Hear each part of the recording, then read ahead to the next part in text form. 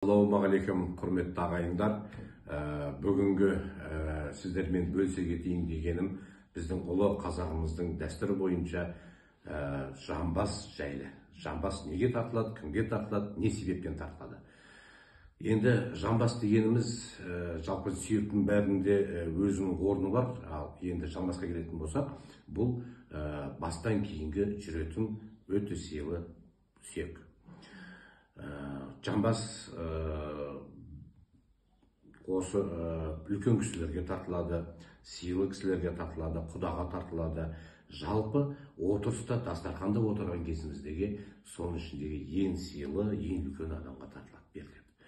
Енді жамбас дегеніміз біздің ерекше сүйек қой.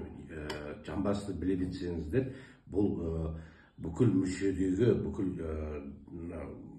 сүйектің арасында жалпы жамбас ұстап тұрады. Ол адам болсын, мал жан болсын, жамбасты сондықтан да біріктіретін ұғым, ең былай ұстап тұратын сүйектің қадірін тұтып тұрған қазағымыздың даналығында шек жоқ. Енді бұл жамбас Аллахым сіздерге бұйыртсын. Құда болмағандарыңыз құда болыңыздар, сыйласыңыздар.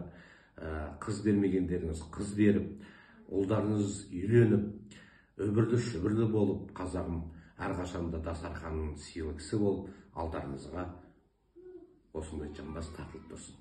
Әр қазағым үйінде еті үзілмесін ағайын. Сау саламат болыңыздар.